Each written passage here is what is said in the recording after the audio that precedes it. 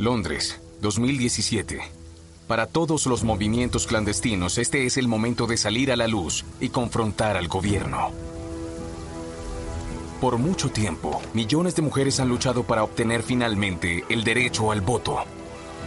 Nacido en el siglo XIX, el movimiento por el derecho de las mujeres a votar fue resistido de inmediato.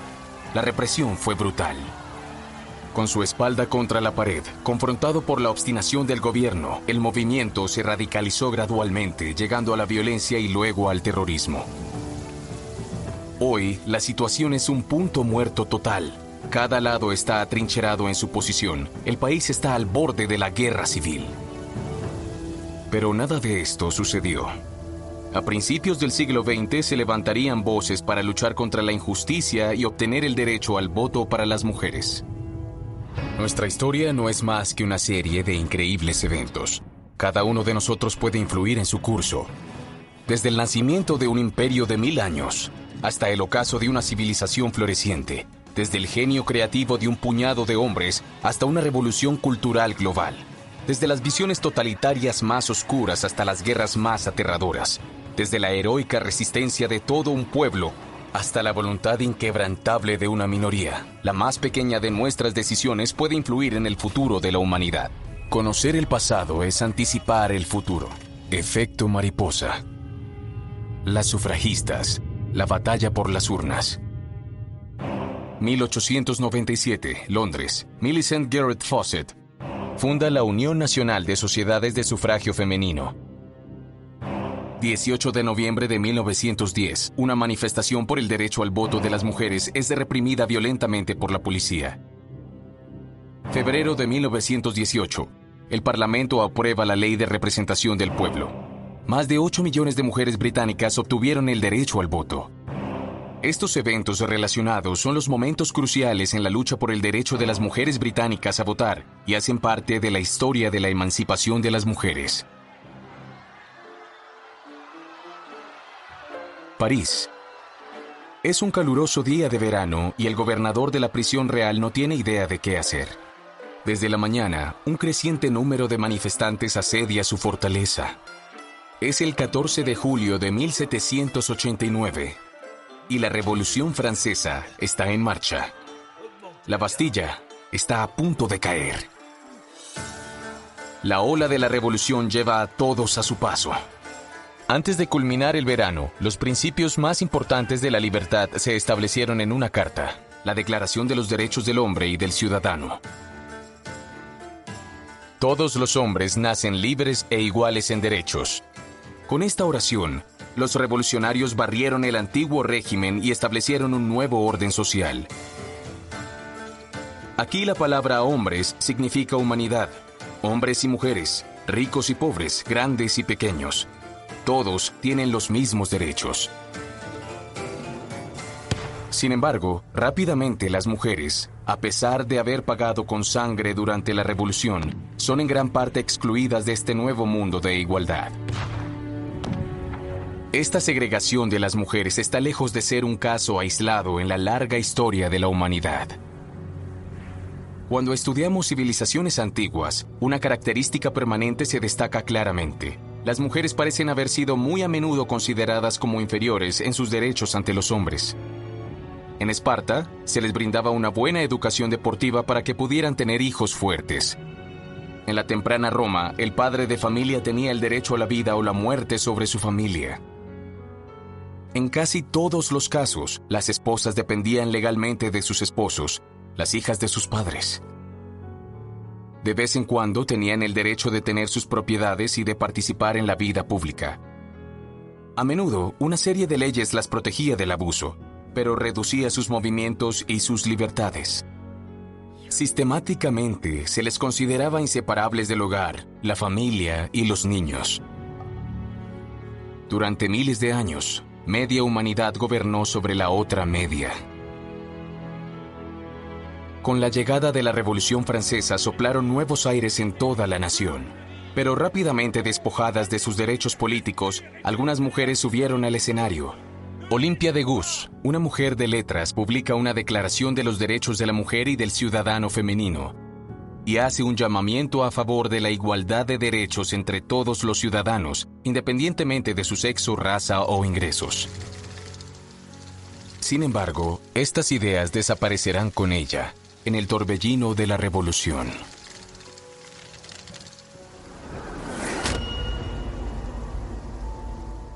Bienvenidos a la memoria de la humanidad. Aquí podemos controlar el tiempo, analizar y comparar miles de millones de eventos y modificarlos para reescribir la historia sin cesar.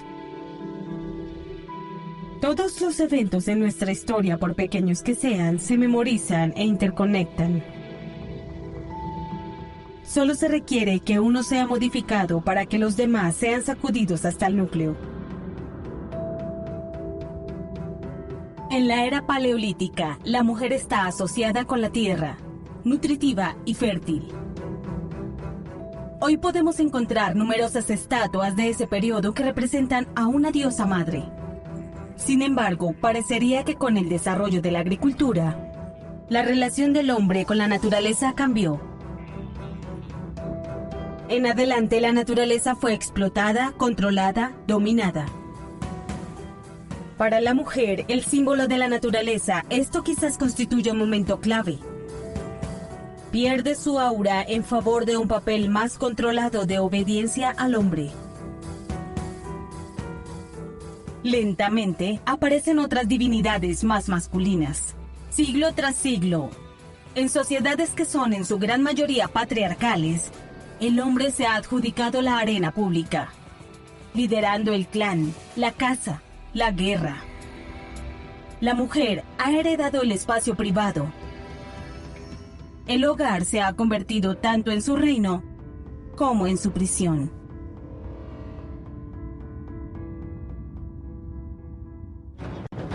«1837, Londres, corazón y alma del Imperio Británico.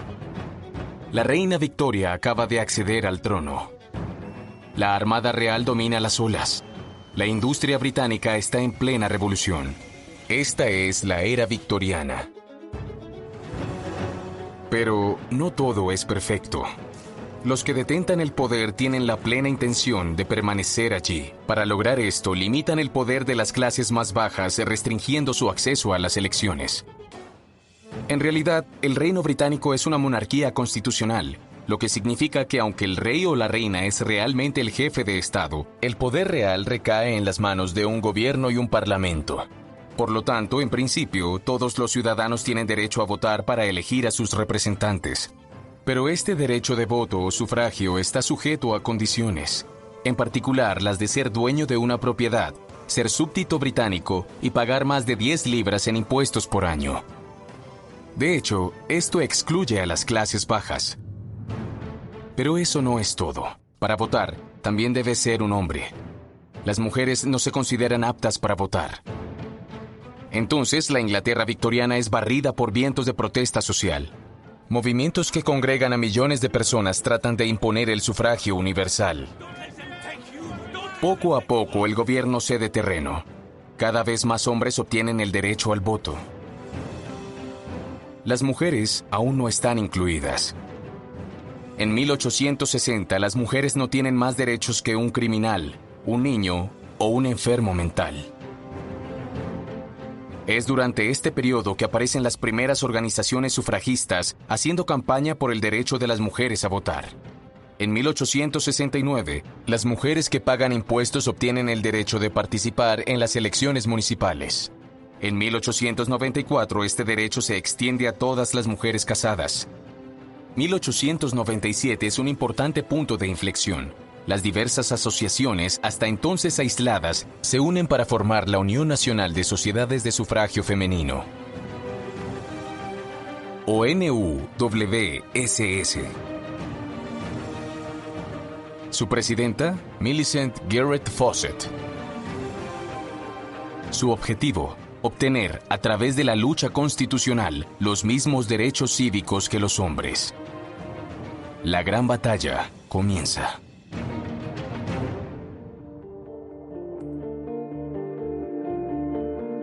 Sufragio universal. En el siglo XIX, Gran Bretaña solo otorga el derecho al voto a una pequeña porción de la población, a los hombres adinerados. La democracia ateniense aplicó las mismas restricciones y solo una pequeña minoría de habitantes vio que sus opiniones eran tomadas en cuenta. En Francia, la Revolución Francesa abogó por la igualdad para todos. Sin embargo, desde 1791, las mujeres fueron excluidas de las elecciones hasta 1944. La primera república que estableció claramente el derecho al voto de las mujeres fue la República Corsa de Pascal Paoli de 1755. Basado en el sufragio universal, a menudo se considera que es la primera constitución democrática en la historia moderna. Pero solo durará unos 15 años. Estos avances desaparecerán al mismo tiempo que la independencia de la isla cuando fue anexada por el Reino de Francia. Retomemos.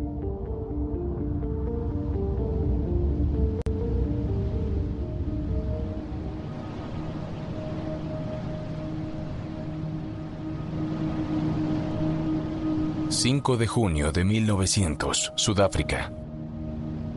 Las fuerzas coloniales británicas marchan hacia Pretoria, capital del Transvaal. El origen de este conflicto en los límites del imperio. La negativa del gobierno del Transvaal a otorgar el derecho de voto a los muchos inmigrantes británicos que inundan su territorio.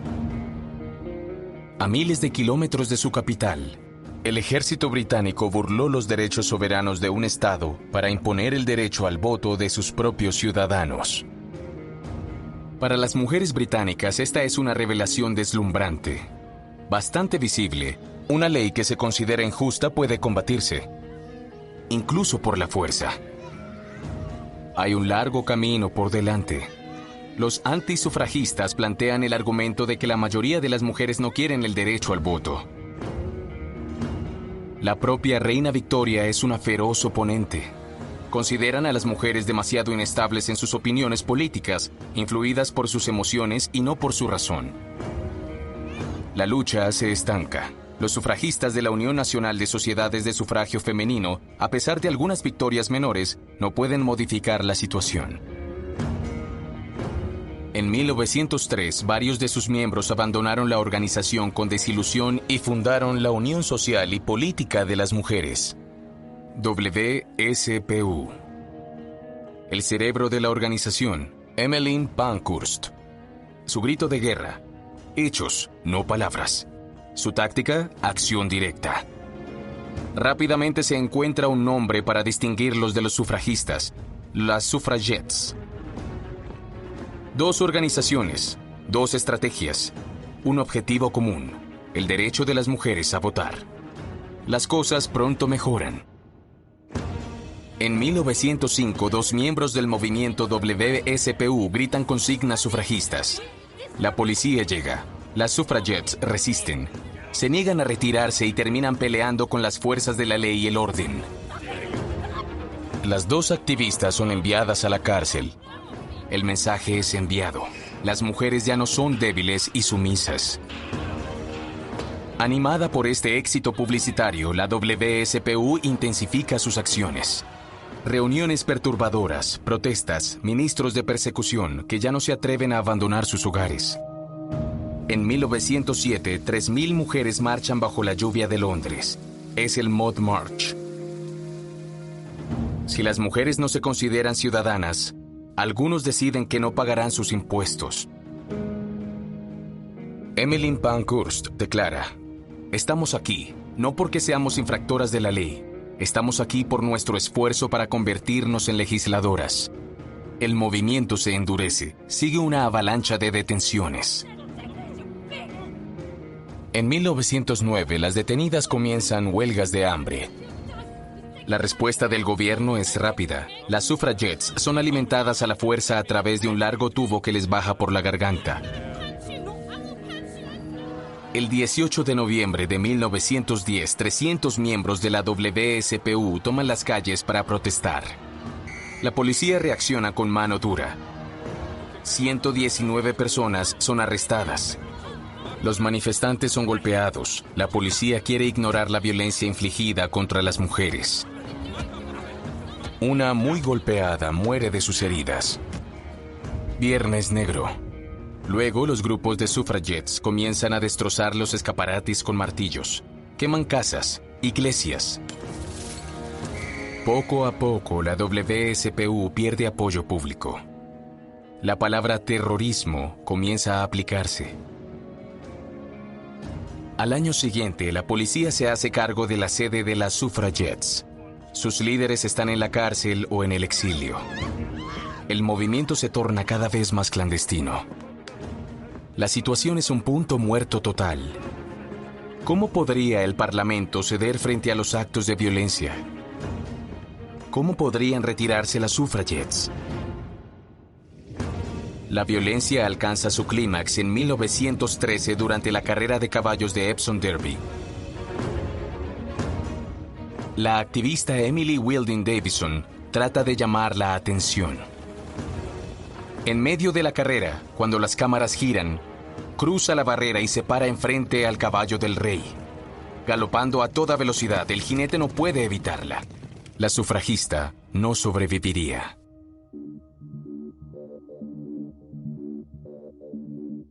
Desobediencia civil. Un término creado en 1849.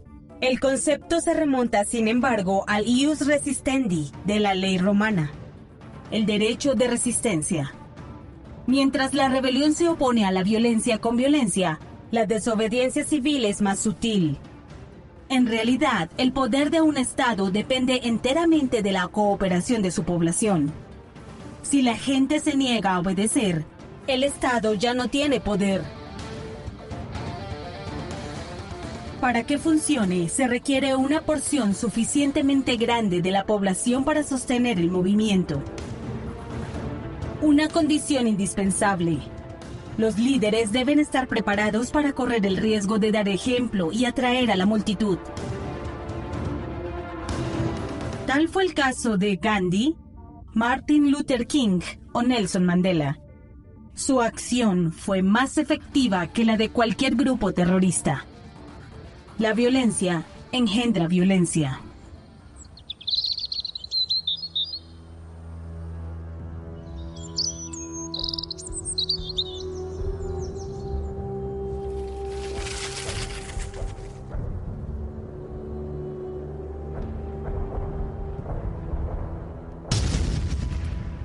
...1914, Primera Guerra Mundial. Ante la amenaza alemana, la nación cierra filas. Las suffragettes detenidas son perdonadas. Por un tiempo, las organizaciones sufragistas olvidan sus demandas. En las fábricas, las mujeres reemplazan en masa a los 2 millones de hombres que se han ido al frente. Las suffragettes se convierten en munitionettes. El trabajo, hasta ahora dominio de los hombres, ahora se le ofrece a las mujeres. Es claro que hacen el trabajo igualmente bien, por salarios que son siempre sustancialmente menores. Luego los primeros combatientes regresan a casa. Vivieron el horror, la carnicería total de la guerra de trincheras. Ahora ninguno de ellos satisface las condiciones esenciales para el derecho al voto: haber residido en suelo británico durante los 12 meses previos a una elección. Imposible para el gobierno prohibirles votar. Si un hombre está obligado a dar la vida por su país, lo menos que el país puede hacer es permitirle expresar su opinión. El sistema debe ser revisado. Para los sufragistas, es una oportunidad de ahora o nunca. Si eso significa cambiar las leyes, también se puede plantear la cuestión más amplia de la reforma electoral para incluir a las mujeres. Pero a pesar de la guerra, los oponentes arrastran las cosas, impidiendo que las mujeres participen en los debates. La llegada de Lloyd George, que está a favor del voto de las mujeres al frente del gobierno, inclina la balanza. El 10 de enero de 1918, de mala gana, la propuesta para el derecho al voto de las mujeres se agrega al proyecto de ley. El 6 de febrero de 1918 se aprueba la Ley de Representación del Pueblo. Millones de nuevos votantes se inscribieron en las listas electorales, incluidas más de 8 millones de mujeres. Esta ley, imperfecta porque excluye a las mujeres que no poseen propiedades o tienen menos de 30 años, es sin embargo muy concreta. 10 años después, la ley se extenderá a todas las demás mujeres. Las mujeres británicas por fin se convierten en ciudadanas.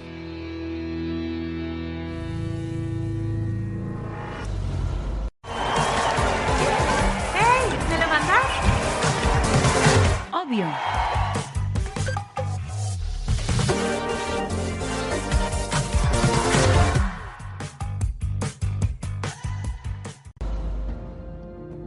Acabamos de llegar a un punto de inflexión. Un punto de inflexión es un evento crucial, una encrucijada en nuestra historia en la que el mundo gira de un lado a otro. En muchos episodios de nuestra historia es muy fácil identificarlos. Por ejemplo, ¿qué hubiera pasado si Julio César nunca hubiera nacido? Pero a veces son imposibles de determinar. Ningún evento parece haber sido la piedra angular en la lucha por el derecho a las mujeres al voto. Ninguna persona parece haber balanceado el equilibrio en un sentido o en otro. Y la razón es simple. El movimiento subyacente no fue llevado por una, sino por un gran número de mujeres en todos los continentes y durante siglos.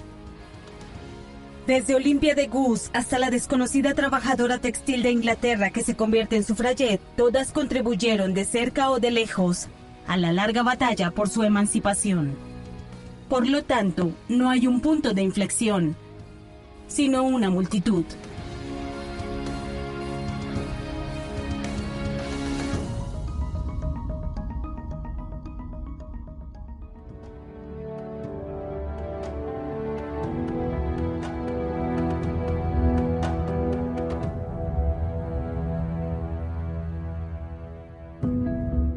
El Reino Unido fue el octavo país del mundo que otorgó a las mujeres el derecho al voto. El primero fue Nueva Zelanda, en 1893. En Francia, la tierra de los derechos del hombre, no obtuvieron ese derecho hasta el final de la Segunda Guerra Mundial, en 1944. En Arabia Saudita, tuvieron que esperar hasta 2015.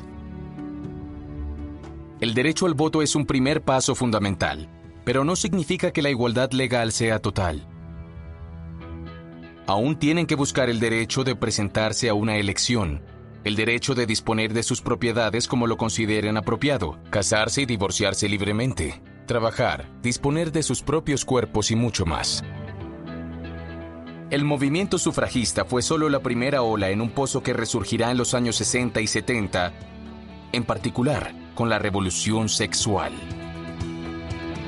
Entonces, las mujeres hacen campaña por sus derechos privados más que por los públicos.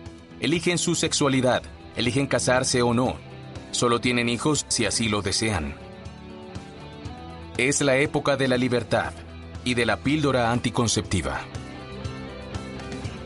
Desde los años 80, el debate se convierte en uno de feminismo en la era de la Internet y la globalización. Luego de años de lucha, el feminismo en ocasiones es considerado como una acción de retaguardia. Ya no es útil. Y sin embargo, incluso en las democracias más abiertas y tolerantes, en nuestros días, el estatus de las mujeres es generalmente inferior al de los hombres. Un día, tal vez, podamos decir que esta injusticia es historia antigua. Pero esa es otra historia.